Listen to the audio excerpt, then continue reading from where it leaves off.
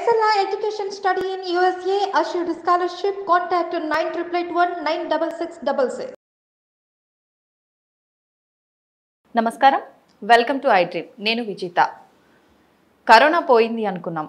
Corona ఎక్కడికి పోతుందండి? మనలోనే ఉంటుంది. మనకు జలుబు, దగ్గు ఇవన్నీ ఎలాగో కరోనా వైరస్ కూడా అలాగే. ఇది పెద్ద ప్రమాదకరమేం కాదు, మనతో పాటే ఉంటుంది అని అనుకున్నాం. కానీ మళ్ళీ కరోనా కొత్త వేరియంట్తో విజృంభించింది. కొత్త కేసులు మొదలయ్యాయి, కొన్ని మరణాలు కూడా ఉన్నాయి అనే వార్తలు మనం గత 2 నెలల క్రితం విన్నాము.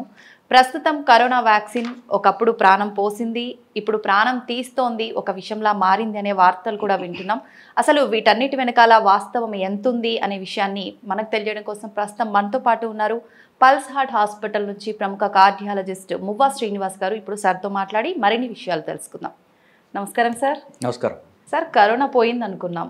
లేదు, కరోనా ఎక్కడికి వెళ్తుంది? మనకు జలుబు, దగ్గు, జ్వరం ఎలాగో కరోనా కూడా అదే విధంగా మనతో పాటు ఉంటుంది, పెద్ద ప్రమాదకరం ఏమి కాదు అనుకున్నాం. కానీ ఒక 2 నెలల క్రితం చూసుకుంటే మళ్ళీ కొత్త వేరియంట్తో కరోనా విజృంభించింది, కొన్ని కేసెస్ మొదలయ్యాయి, మరణాలు కూడా అయ్యాయి అన్న వార్తలు విన్నాం సార్. నిజంగా అది కరోనానైనా సార్? మళ్ళీ ఇప్పుడు ప్రస్తుతం చూసుకుంటే కరోనా అప్పుడు ప్రాణం పోసింది వ్యాక్సిన్ రూపంలో, ఇప్పుడు మళ్ళీ అదే వ్యాక్సిన్ ప్రాణం తీస్తుంది అని వింటున్నాం. ఇదంతా నిజమే అంటారా సార్? ఒక అపోహగా తీసుకోవచ్చా? మొదట కరోనా అనేది వింటర్ వైరస్ అండి. ఇప్పుడు వింటర్ వైరస్ కింద మారిపోయింది. అంటే ప్రతి చలికాలంలో ఏదో కొత్త వేరియంట్ వస్తూనే ఉంటుంది. ఇన్ఫ్యాక్ట్ దానికి క్లోజ్గా రిజంబుల్ అయ్యేటటువంటి జలుబు కాజ్ చేసే వైరస్ పేరు ఇన్ఫ్లుయెన్జా. ఓకే. ఈ రెండు కలిసి కొత్త వేరియంట్ వచ్చింది, అదే ఒమిక్రాన్. అది 2 ఏళ్ల క్రితం వచ్చింది. సో ఇది ప్రతి సంవత్సరము దాని రూపు మార్చుకొని మళ్ళీ మళ్ళీ వస్తూనే ఉంటుంది. ఇప్పుడు ఆల్రెడీ మనం మార్చిలో వచ్చేసాం. యూజువలీ సమ్మర్లో కరోనా కేసులు ఉండవు, వింటర్లో ఎక్కువ ఉంటాయి. ఇకపోతే ఈ కొత్తగా వచ్చినటువంటి ఈ హడావిడికి కారణం ఏంటి అని బేసికలీ ఇప్పుడు మనము మీడియాలో ఉన్నప్పుడు మనలా యూట్యూబ్ ఛానల్స్ కానివ్వండి, న్యూస్ మీడియా కానివ్వండి, మనకు ఒక బాధ్యత ఉందని మనం తెలుసుకోవాలి. మన బాధ్యత ఏంటంటే భగవాన్ సత్యసాయి గారు చెప్పేవారంటే సత్యం బ్రూయాత్ ప్రియం బ్రూయాత్. నిజమే చెప్పాలి, ఎదుటివాడికి మనం ప్రియం బ్రూయాత్, వాడికి ప్రియంగా ఉండేట్టుగా మాట్లాడాలి, హాని చేసేట్టుగా మాట్లాడకూడదు. నిజం సార్. ఇప్పుడు మనం నిజం మాట్లాడుతున్నామా అనేది ఫస్ట్ క్వశ్చన్. ఒక న్యూస్ ఛానల్ వాళ్ళు మొదలుపెట్టి తర్వాత అందుకొని రెండో న్యూస్ ఛానల్ వాళ్ళు 2-3 రోజులు హడావిడి చేయడం వల్ల ఇది కొత్తగా వచ్చింది. సో మనం రియాలిటీ ఏమిటి? గ్రౌండ్ రియాలిటీలో కరోనా కేసులు పెరుగుతున్నాయా? పెరగట్లేదు. ఓకే. మరి వ్యాక్సిన్ వల్ల కొత్తగా వీళ్ళకి సైడ్ ఎఫెక్ట్స్ వస్తున్నాయి అని చెప్పేసి వీళ్ళకి ఏ బేసిస్ మీద చెప్పారు అని వాళ్ళు చెప్పాలి కదా. అవును సార్. నేను ఈ రిపోర్ట్ కోట్ చేస్తున్నాను, అది ఈ ఫలానా మెడికల్ ఆర్గనైజేషన్ ఎవరో ఈ పేపర్ కోట్ చేస్తున్నారని కోట్ చేసి చెప్పితే మన బాధ్యతాయుతంగా మాట్లాడినట్లు లెక్క. వాళ్ళు ఎక్కడి నుంచి కోట్ చేస్తున్నారో చెప్పరు, ఒక న్యూస్ ఐటమ్ మాత్రం చెప్పుకుంటూ పోతుంటారు. అది ఎంతవరకు నిజం అబద్ధం ఎవడు వాళ్ళని క్రాస్ చెక్ చేస్తున్నారు? చేయడం లేదు. అసలు నిజం చూస్తే ఒక సైంటిఫిక్ పేపర్ అంటూ వచ్చింది, నేను కాదంటలా. ఆ సైంటిఫిక్ పేపర్లో వాళ్ళు స్టడీ చేసింది అమెరికాలో వ్యాక్సిన్స్. ఇది బేసికలీ. సో మీరు చూసినట్లయితే నీకు అండర్లైన్ కూడా చేశాను. ఇక్కడ ఏం రాస్తున్నారు? COVID-19 mRNA vaccines lessons learned from the trials and global vaccination campaign. mRNA vaccine అసలు ఇండియాలో ఇవ్వలా. అది అమెరికాలో ఇచ్చినటువంటి 2 వ్యాక్సిన్లు ఉన్నాయి, ఫైజర్ వ్యాక్సిన్ అన్న ఒకటి, మోడర్నా వ్యాక్సిన్ అనేటువంటి. దానివల్ల ఏమి సైడ్ ఎఫెక్ట్స్ వచ్చాయని వాళ్ళు అమెరికాలో స్టడీ చేసి వాళ్ళు పేపర్ ప్రొడ్యూస్ చేశారు. దానికి దీనికి సంబంధమే లేదు కదా. సో అంటే ఏమిటి, తెలుసో లేకపోతే కావాలనో చేసి ఉండొచ్చు. అంటే మన సోర్స్ ఆఫ్ ఇన్ఫర్మేషన్ చెప్పాం మనం. ఎందుకు we don't want to reveal our source of information because it's wrongly represented. So నిజంగా కనుక మనం నిజం తెలుసుకోవాలనుకుంటే ఇండియాలో వాడిన కోవిషీల్డ్, కోవాక్సిన్ వల్ల మనకి సైడ్ ఎఫెక్ట్స్ వస్తున్నాయా, వస్తే ఎంతకాలం వస్తాయి, ఇప్పుడు జరుగుతున్నాయా అని. సో అది లేదు. ఎందువల్ల? మీరు కోవిషీల్డ్ వ్యాక్సిన్ కనుక ఆ వ్యాక్సిన్ ఎంతకాలం పనిచేస్తుంది అంటే 3 వ్యాక్సిన్లు ఇచ్చారు. ఒక వ్యాక్సిన్తో పనిచేసేటట్లయితే మనకు 3 వ్యాక్సిన్లు ఇవ్వాల్సిన అవసరం లేదు కదా. ఫస్ట్ వ్యాక్సిన్, నెల తర్వాత 2వ వ్యాక్సిన్, దాని తర్వాత 3వ వ్యాక్సిన్ కూడా ఇచ్చారు. 3 ఇచ్చిన తర్వాత దాని ఎఫికసీ 3 నెలలు. అది కోవిషీల్డ్ వల్ల. కోవాక్సిన్ వరకు తీసుకుంటే ఆల్ ఇండియా ఇన్స్టిట్యూట్ భోపాల్ వాళ్ళు, నేను పేపర్లు కోడ్ చేస్తున్నాను, మీరు గూగుల్ చూసుకోండి. All India institute of medical sciences Bhopal వాళ్ళు స్టడీ చేశారు. ఎప్పుడు 13 to 21 అప్పుడు వాళ్ళు చెప్పిన కోవాక్సిన్ అనేటువంటి 2వ వ్యాక్సిన్ దాని ఎఫికసీ 9 నెలల నుండి సంవత్సరం దాకా మాత్రమే. 2021లో, ఈ 2024. 4. సో దాని ఎఫెక్ట్, ఆ వ్యాక్సిన్ పనిచేసే ఎఫెక్ట్ అయిపోయింది. ప్లస్ ఈ వ్యాక్సిన్స్ దేనికి ఇచ్చాము, సెకండ్ వేవ్లో ఉన్నటువంటి డెల్టా వేరియంట్కి. దాని తర్వాత పోయి 6 దాని ముని మనవడు 6 జనరేషన్స్ తర్వాత కొత్త వైరస్ తిరుగుతోంది ఇప్పుడు. ఆ వ్యాక్సిన్ వల్ల ఇప్పుడు పనిచేయదని కూడా చెప్పాము ఆ టైంలో మనం. సో ఇప్పుడు నడిచేది అంటే లాస్ట్ డిసెంబర్లో వచ్చిన JN1 వేరియంట్కి అప్పుడు 21లో వచ్చినటువంటి సెకండ్ వేవ్లో వచ్చిన దానికి పోలికే లేదు అసలు. ఓకే. సో అప్పుడు వ్యాక్సిన్ వల్ల చనిపోతున్నారు అని ఇప్పుడు భయపెట్టడం అనేది ఒకటి బాధ్యతారాహిత్యం, లేదా పూర్తిగా దాన్ని చదవకపోవడం. చదవకుండా మనం ఏదో సెన్సేషనల్ న్యూస్ ఒకటి మనం ఇద్దాం అనేది.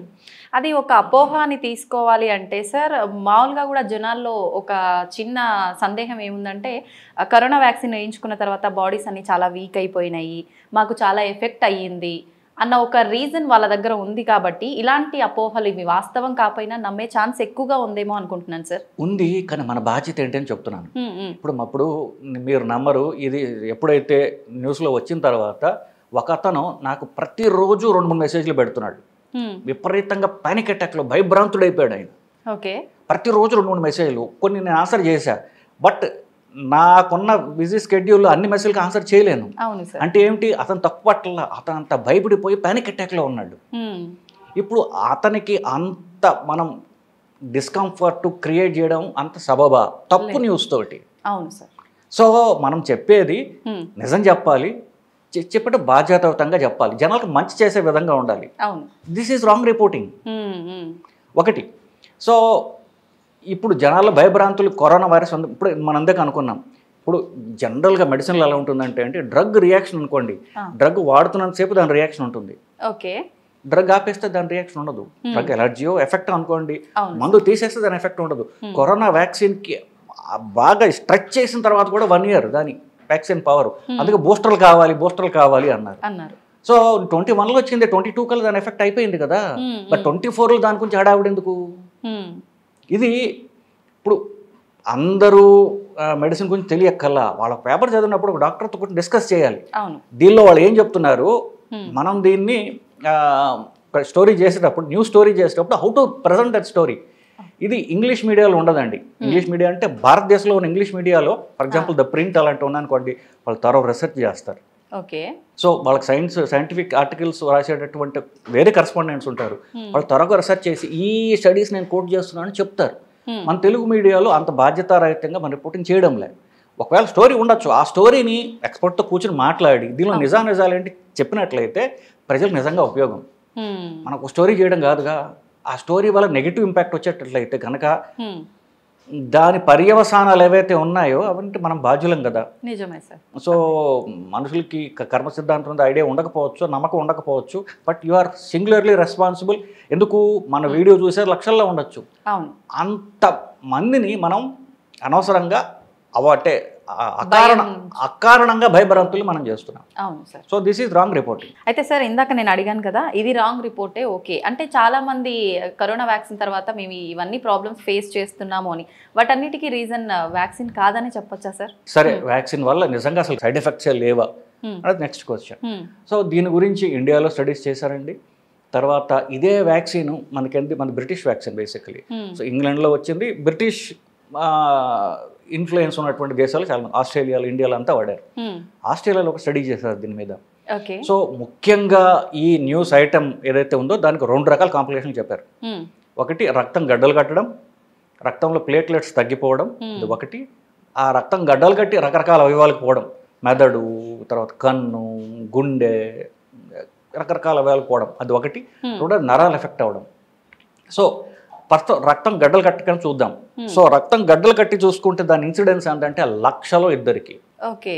60 ఏళ్ళు దాటిన వాళ్ళకి 1,00,000లో 3కి. Aged వాళ్ళలోనేనా sir? ఏజ్డ్ వాళ్ళ 3కి, 60 కంటే తక్కువ ఉన్న వాళ్ళలో 2కి. 1,00,000 మందికి వ్యాక్సిన్ ఇస్తే 2కి తప్ప మిగతా అందరినీ కాపాడింది కదా. సో ఈ 2కి వచ్చాయా అంటే వచ్చాయి.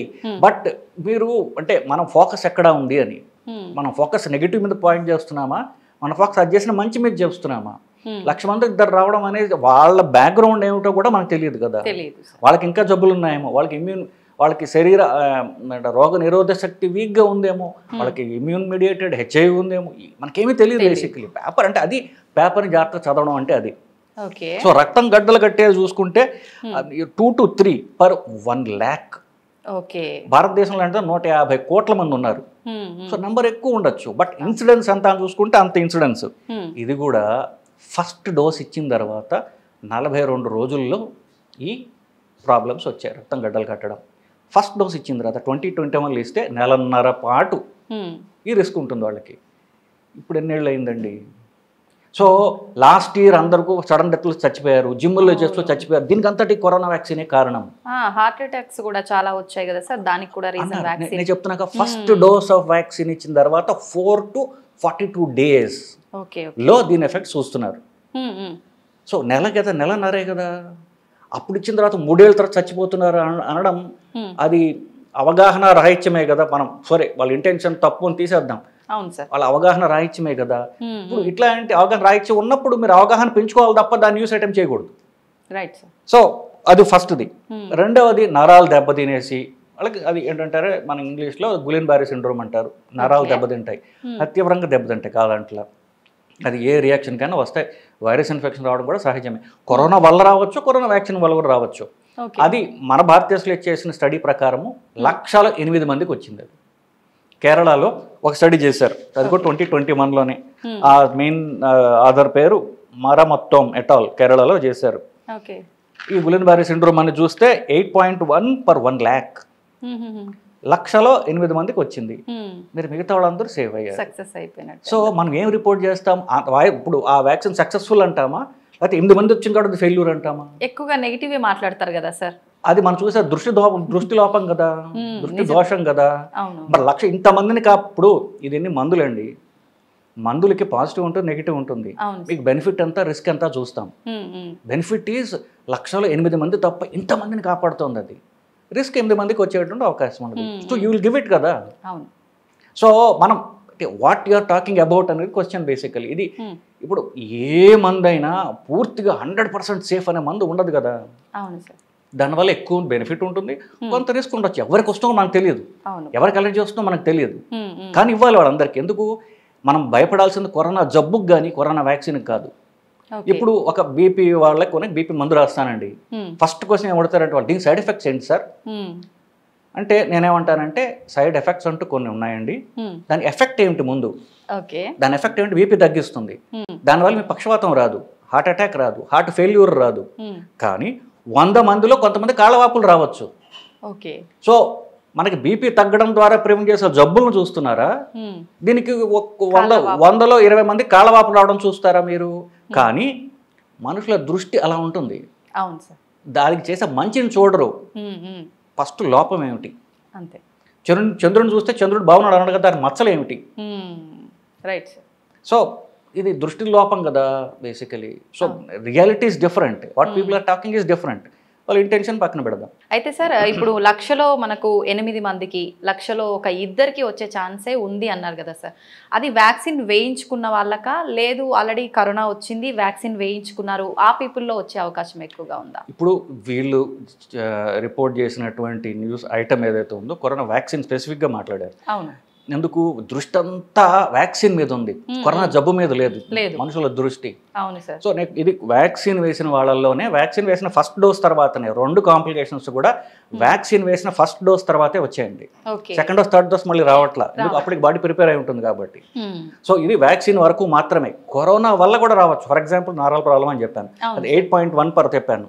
కరోనా వల్ల కూడా నరాలు ఎఫెక్ట్ కావచ్చు, అది 9.4 per lakh, అది కూడా. సో దాని నుంచి మాట్లాడట్లా, ప్యూర్గా వ్యాక్సిన్ వల్ల మాత్రమే మాట్లాడతాం. ఇంకా అంటే చాలా అపోహలు సార్, అదొక విషము అని కూడా అన్నారు, దాని గురించి ఏం చెప్తారు సార్? వీళ్ళందరికీ ఇప్పుడు అపర సరస్వతి గూగుల్, అంతే. అందరికీ గూగుల్లో సెర్చ్ చేయాలి. గూగుల్ సెర్చ్ చేస్తే మీకు ఒక 20 ఐటమ్స్ వస్తాయి. ఫస్ట్ క్లిక్ చేస్తాము. క్లిక్ చేసేటప్పుడు వాడు ఎవడు, మాట్లాడేవాడు ఎవడు, అసలు మెడికల్ జర్నలేనా, లేకపోతే ఒక నాన్ మెడికల్ వాళ్ళు మాట్లాడుతున్నారా, లేకపోతే అసలు మెడిసిన్తో సంబంధం లేని వాళ్ళు మాట్లాడుతున్నారా, లేకపోతే ఒకటి పర్సనల్ ఎక్స్పీరియన్సా అని చూడట్లేదు కదా. క్లిక్ కొట్టి దాని గురించి మాట్లాడటమే. ఇది కూడా మనుషుల ఏమంటే సెలక్షన్ బయాస్ అంటారు. మనుషులు చూసేటప్పుడు మనం దేన్ని చదువుతున్నాము అని చూడకుండా ఇవి చేసేటటువంటి అమాయక పనులు నిజానికి బేసికలీ. అవును సార్. సో మనం ఇంటర్నెట్లో చదివేటప్పుడు కూడా ఈ సైంటిఫిక్ జర్నల్స్ ఉన్నాయా, సైంటిఫిక్ జర్నల్స్ కూడా డైరెక్ట్గా తీసుకోరండి. సైంటిఫిక్ జర్నల్స్ తీసుకుని ఫర్ ఎగ్జాంపుల్ ఇప్పుడు నేను చెప్పాను ఈ మనం వాడిన వ్యాక్సిన్ చాలా దేశాల్లో వాడారు, మనం కూడా ఆఫ్రికాకి ఎక్స్పోర్ట్ చేశాం. కానీ భారతదేశం పరంగా చూస్తే ICMR అనేటువంటి బాడీ ఉంది, central government body, Indian council of medical research. వాళ్ళు మనం వాడిన వ్యాక్సిన్లో మన దేశంలో ఎన్ని కాంప్లికేషన్లు వస్తాయో మనకు చెప్తారు. సో ఒక ఇంటర్నేషనల్ బాడీ, గవర్నమెంట్ బాడీ మాట్లాడిందా? ఇంతకు నేను ఆస్ట్రేలియా చెప్పాను, అది గవర్నమెంట్ బాడీ, ఒక జర్నల్లో పడింది కాదు, ఒక వ్యక్తి ఎక్స్పీరియన్స్ కాదు. ఇప్పుడు మీరు మనిద్దరం కరోనా కేసులు చూసాం, ఆ కేసులు చూసినప్పుడు దాని ఇంటర్ప్రిటేషన్ మీది ఒకలాగా ఉండొచ్చు, నాది ఒకలాగా ఉండొచ్చు. అందుకని మీది కరెక్ట్ కాదు, నాది కరెక్ట్ కాదు. మన ఇద్దరిది కలిసి ఒక బోర్డుకి ప్రజెంట్ చేసి వాళ్ళు 10 మంది కూర్చుని పెద్ద తలకాయలు కాస్త తెల్ల జుట్టు ఉన్నవాళ్ళు వాళ్ళు కూర్చుని ఇది వీళ్ళిద్దరిది కరెక్టా కాదా అని చెప్పిన తర్వాత ఒక కన్సెన్సస్కి వస్తారు.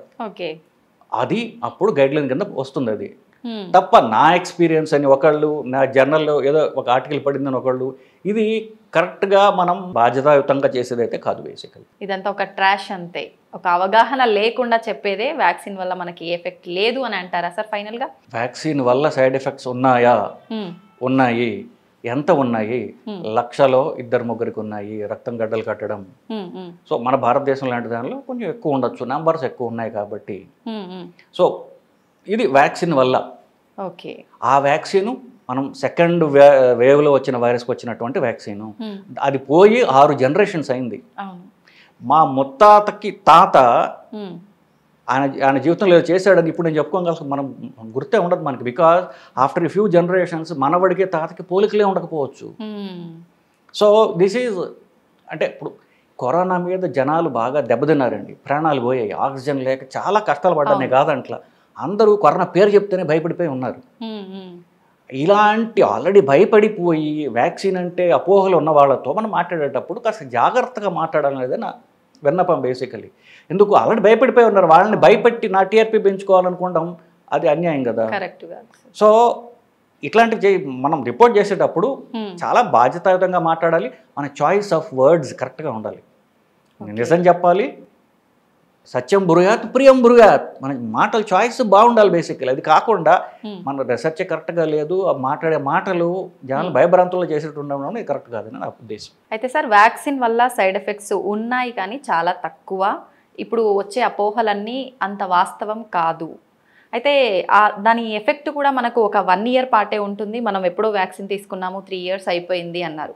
లేదు, జనాలు నమ్ముతున్నారు నాకు, అంటే దానివల్ల వచ్చే సైడ్ ఎఫెక్ట్స్ సార్ కూడా చెప్పారు కొన్ని వచ్చే ఛాన్స్ ఉంది అని.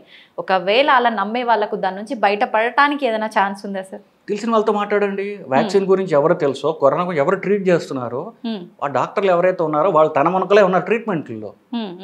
So they are not commentators, టీవీలో కామెంట్ చేసేవాళ్ళు కాదు. వాళ్ళతో వాళ్ళ దగ్గరికి వెళ్ళి, ఎందుకంటే వాళ్ళు ఫీల్డ్లో ఉన్నారు కదా, వాళ్ళతో మాట్లాడండి, నిజమేంటే కనుక్కోండి. తప్ప ఇంటర్నెట్లో వచ్చినటువంటి కొన్ని ఇంటర్నెట్లో చూశారు, ఇంటర్నెట్ ఒక ఏమన్నా ఒక రెప్యూటెడ్ జర్నల్, మెడికల్ జర్నల్, అది తెలియకపోవచ్చు వాళ్ళకి. సో అట్లీస్ట్ మన ఇంటర్నేషనల్ బాడీసో నేషనల్ బాడీసో అంటే మీరు గూగుల్లో చదివేటప్పుడు జాగ్రత్తగా చదవండి అని. గూగుల్లో ఇట్లా నొక్కు బీపీ తగ్గిపోతుందని చెప్పేవాడు ఉంటాడు వీడియోల్లో. సో అక్కడి నుంచి క్వాలిఫైడ్ కార్డియాలజిస్ట్ కూడా మాట్లాడతాడు బీపీ మీద, ఇట్లా నొక్కుకో అని చెప్పేవాడు కూడా మాట్లాడతాడు.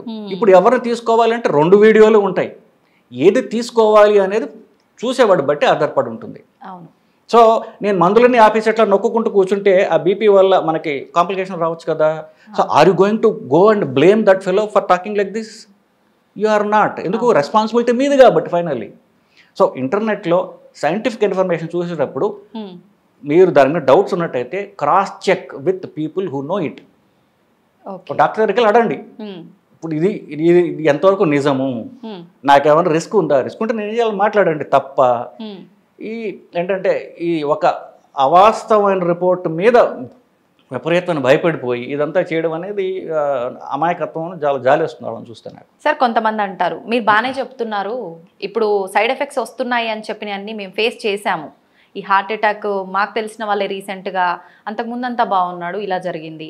ప్లేట్లెట్స్ విషయానికి వస్తే చాలామంది వ్యాక్సిన్ తర్వాత కరోనా ఇష్యూ వచ్చిన తర్వాతే ఇట్లా డౌన్ అయిపోయి హాస్పిటల్లో అడ్మిట్ అయ్యి చాలా సివియర్ అయిన వాళ్ళు కూడా ఉన్నారు. మీరేంటి ఇలా చెప్తున్నారు అనే వాళ్ళు కూడా ఉంటారు కదా సార్. కాంప్లికేషన్స్ ఉన్నాయి, డెఫినెట్గా ఉన్నాయి. బట్ ఆ ఇన్సిడెన్స్ తక్కువ ఉంటుంది. ఓకే. కట్ మన దేశం లాంటి దాంట్లో నంబర్స్ ఎక్కువ ఉంటాయి. నిజంగా మనం షుగర్ కోటెడ్గా చెప్పాలి అంటే కరోనా నుంచి ఎవరూ తప్పించుకోలేరు.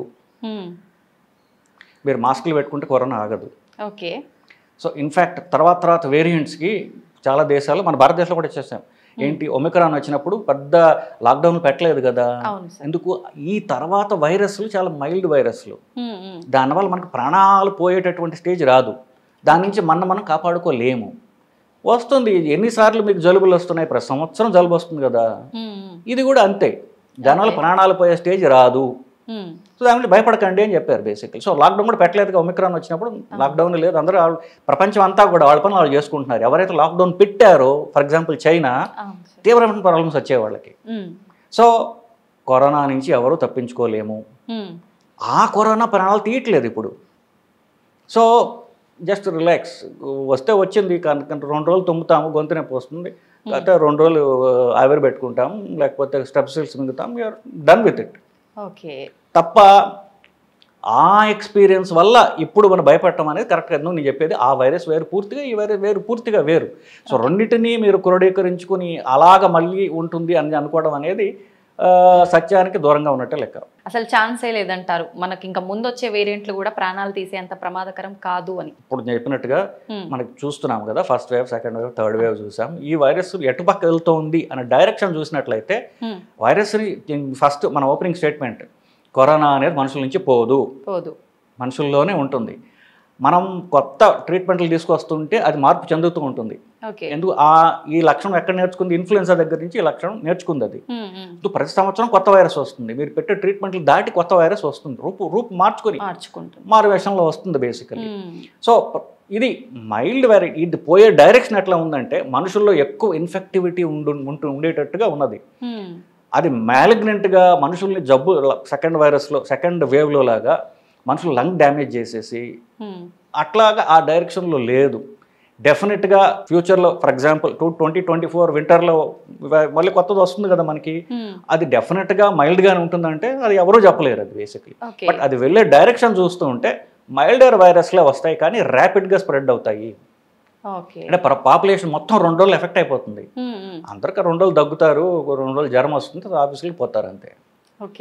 ఈ డైరెక్షన్లో వైరస్ వెళ్తుంది. అలా అని చెప్పేసి కొత్త వైరస్ రాదంటే మనకు తెలియదు, మనం కంట్రోల్ చేయలేము. బికాస్ ది నేచర్, మనం అంతా బతికే గాలి ఏదైతే ఉందో అందరికీ ఒకటే కదా, you cannot change that. But the direction బట్టి చూస్తే ప్రాబబ్లీ అంత బ్యాడ్ వైరస్ వచ్చే అవకాశం తక్కువ. ఇంకా ముందు వచ్చే ఇలాంటి వేరియంట్లని తట్టుకోవాలి అంటే మనం అంటే బాడీలో ఇమ్యూనిటీ పెంచుకుంటే సరిపోతుంది అంటారా సార్? నిజానికి సరిపోతుంది, కానీ ఆ ఇమ్యూనిటీ గురించి కరెక్ట్గా సెప్టెంబర్లో, అక్టోబర్లో గుర్తొస్తుంది అందరికీ. ఆ ఇమ్యూనిటీ పెరగాలంటే ఏం చేయాలి అంటే మీ జనరల్ హెల్త్ స్టేటస్ పెరగాలి, బాడీలో ఇన్ఫ్లమేషన్ తగ్గాలి, అంటే ఫ్యాట్ తగ్గాలి. ఫ్యాట్ 2 రోజుల్లో తగ్గుతుందా, నాకు అర్జెంటుగా నాకు ఇమ్యూనిటీ పెరగాలండి, నాకు ఏం మందులు ఇస్తారు మీరు అంటే ఇవ్వడానికి చాలా ఆల్టర్నేటివ్ మెడిసిన్స్ ఇచ్చేవాళ్ళు చాలామంది ఉన్నారు. ఇది వేసుకో, నువ్వు అది వేసుకో, 2 రోజుల్లో నీకు ఇమ్యూనిటీ పెరిగిపోతుంది అని. 2 రోజులు పెరిగేది ఇమ్యూనిటీ కాదండి. 2 రోజులు పెరిగేది వాళ్ళ మానసిక స్థితి మారుతుంది. ఏదో ప్లాసిబో అంటారు, అంటే ఏదో తీసుకున్నాం మనకి బాగుంటుందిలే అనుకోవడం తప్ప నిజానికి పెరగదు. సో బాడీలో ఇన్ఫ్లమేషన్ తగ్గాలంటే బరువు తగ్గాలి. బరువు తగ్గడానికి ఇంకా 6 నెలలు, సంవత్సరం పడుతుంది. నెలకు 1 కిలో తగ్గితే 1.5 to 1.5 కిలో. సో మీరు బరువు తగ్గండి, శరీర దారుఢ్యం పెంచుకోండి, బికమ్ స్ట్రాంగర్. అప్పుడు మీ ఇమ్యూనిటీ బాగుంటుంది. అప్పుడు మీకు ఇట్లాంటివి వచ్చినా మీరు తట్టుకుని నిలబడతారు. సో మనం ఉండేది 100 కిలోలు, 100 కిలోలు షుగర్ ఉంటుంది, షుగర్ ఉంటుంది బేసికలీ. సో షుగర్ ఉంటే, షుగర్ ఇస్ ఇన్వైటింగ్ ఆర్గానిజమ్స్. మీరు చూడండి, షుగర్ ఉన్న వాళ్ళలో చాలా కామన్గా అంటారు ఇన్ఫెక్షన్స్ వస్తాయి, తగ్గ పుండ్లని, యూరినల్ ఇన్ఫెక్షన్లు, అక్కడ అన్ని ఇన్ఫెక్షన్లు అనేది. మరి ఇవన్నీ ఉండి మనకి ఇమ్యూనిటీ పెరగాలంటే ఎలా పెరుగుతుంది? So it is, if you want మీ పెరగాలి, డిసెంబర్లో బాగుండాలంటే ఇప్పటి నుంచి మీరు మొదలుపెట్టి you work towards that goal, then you will be stronger. Healthy life style maintain చేయాలి మన ఇమ్యూనిటీని పెంచుకోవడానికంటే ఎటువంటి ఫుడ్స్ తీసుకోవాలి సార్ ఎక్కువగా మనం డైలీ రొటీన్? ఫుడ్ తీసుకోకూడదండి. అదేంటి సార్? ఫుడ్ తీసుకుంటే హెల్తీగా ఎట్లా అవుతాం? ఉపవాసం is the best basically. Okay, అలా రోజు ఉపవాసం ఉండలేము కదా సార్? అది తెలివితేటలు. సో మనకి ఆకలి చంపుకోవడానికి తినాలి, క్యాలరీస్ లేనివి తినాలి. ఇన్ఫ్యాక్ట్ ఇప్పుడు చాలామంది ఇప్పుడు చూడండి సినిమాలో హీరోని చూస్తాం, ఎంత బాగుంది, 6 ప్యాక్ ఉన్నది. ఇప్పుడు మహేష్ బాబు 47, 48 అయినా ఎంత బాగా మెయింటైన్ చేస్తున్నాం అంటాం, కానీ అదే మనకి రావాలి మనం ట్రై చేయం. ఎందుకు? కష్టం కాబట్టి. మనకి ఫ్రీగా సుఖపడకుండా అన్నీ జరగాలి, బేసిక్గా ఇబ్బంది పెట్టగాలి. ఇప్పుడు see what is my best, మనకు మై బెస్ట్ నా వర్క్ ఏంటంటే how I shape my body. నా శరీరాన్ని నేను ఎంత అందంగా కానివ్వండి ఎలా తీర్చిదిద్దుకుంటాను అనేది కదా. అవును సార్. అది takes time, it takes work, and that's your best production basically. మీకు 100 కోట్లు ఉండొచ్చు కాక మీరు ఆరోగ్యంగా లేకపోతే ఏం చేసుకుంటారు డబ్బు. So your work should be on your body. ఇప్పుడు మగైనా ఆడైనా సరే వాళ్ళు అందంగా ఉండాలనుకుంటారు కదా. అందంగా ఉండడం ఎట్లా? నేను లావుగా ఉంటాను, లావుగా ఉండి నేను మేకప్ వేసుకుంటానంటే ఎట్లా? How do U shape your body? Me fat తక్కువ ఉండి మగవాళ్ళు మస్కులర్గా, ఆడవాళ్ళు అంటే ఇప్పుడు మరి బాడీ షేమింగ్ అంటారేమో, హెల్తీ లుక్, ఫిట్ లుక్ ఉందనుకోండి, that it self is advertisement కదా. సో మనుషులకి తమకు తాము మీద సెల్ఫ్ ఎస్టీమ్ పెంచుకుంటే that it self will act your health. So they should work. మీరు అడిగిన క్వశ్చన్. సో దానిలో భాగంగా మనం తినేప్పుడు ఆ మైండ్ సెట్ డెవలప్ చేసుకుంటే వాళ్ళు నేను ఏం తినాలి అని ఫస్ట్ ఆలోచిస్తారు, ఎంతసేపు వర్కౌట్ చేయాలని ఆలోచిస్తారు basically. So problem sorted out కదా. ఓహో ఆనందం ఉంటుంటే నాకు బరువు పెరుగుతుంది, పొట్ట పెరుగుతుంది, మరి నేనేమో స్లిమ్గా ఫిట్గా ఉండాలనుకుంటున్నాను కదా, అలా ఆలోచించడం మొదలెడతారు బేసికలీ. నేను కనీసం 2 పూటలు అనంతం కూడా నేను ఉండలేను సార్ అంటే పోనీ ఎక్సర్సైజ్ చేయండి, అది తిన్నది కరిగించడానికి. ఎక్సర్సైజ్ చేయడానికి నాకు టైం లేదు, నేను చాలా బిజీ. మరి ఎట్లా వస్తుంది హెల్త్? ఎక్సర్సైజ్ చేయడానికి మీకు చూడండి, బిజీ అంటే అది రిలేటివ్ కదా. బిజీ అంటే మనం అనుకున్నవి, మన ఇంపార్టెన్స్ ఒక వస్తువులకి ఒక సిరీస్ ఆఫ్ టాస్క్ అవే చేస్తున్నాం, మనం మిగతావి ఇంపార్టెంట్ కాదు అనుకుంటున్నాం బేసికలీ. హెల్త్ కంటే ఇంపార్టెంట్ ఏముంటుందండి? If you are fit, you can do a job better, you will be a better person for your family. Everything depends on the person's health. ఇప్పుడు చాలా high earning జాబ్లో ఉండి 40 ఏళ్ళకి heart attack వచ్చి మంచాన్ని పడ్డాడు అనుకోండి, ఎందుకు ఆ job? He is a burden to himself and his family. So your attitude should be how healthy should I be, how fit will I be. ఫిట్గా ఉన్నట్లయితే ఫస్ట్ యాటిట్యూడ్ డెవలప్ చేసుకుంటే నేను ఏం తినాలి, ఎంతసేపు పని చేయాలి, నేను రన్నింగ్ చేయాలా, జిమ్కి వెళ్ళాలా, అన్ని క్వశ్చన్స్ విల్ బి ఆన్సర్డ్. అన్నీ క్యాలిక్యులేటెడ్గా ఫాలో అయిపోతుంటారు. ఆటోమేటిక్గా వస్తుంది. బికాజ్ యాటిట్యూడ్ ఈజ్ మనం ఏం చేయాలి అని వస్తే అప్పుడు యుల్ నో. అడుగుతారు, జిమ్కి వెళ్తారు, లేకపోతే అలాంటి వాడి దగ్గరికి వచ్చి అడుగుతారు ఏం తినాలి, ఏం తినకూడదు, జిమ్కి ఎప్పుడు వెళ్ళాలి అడుగుతారు. సో అంటే ఆ దృష్టిలో వీళ్ళు ఆలోచించడం లేదు కాబట్టి వీళ్ళు హెల్త్ ఉంటారు. అంటే మొత్తానికి వ్యాక్సిన్ వల్ల సైడ్ ఎఫెక్ట్స్ అయితే ఉన్నాయి, కానీ అవి కొంత మాత్రమే అందరిలో కాదు అని అంటారు సార్ ఫైనల్గా. ఇంకా ముందు వచ్చే వేరియంట్స్ నుంచి మనం బయట పడాలి, రాకుండా చూసుకోవాలి అంటే మన బాడీలో ఇమ్యూనిటీని పెంచుకుంటే సరిపోతుంది. అంతే కదా సార్? అంతే. Thank you sir, thank you very much. నమస్తే.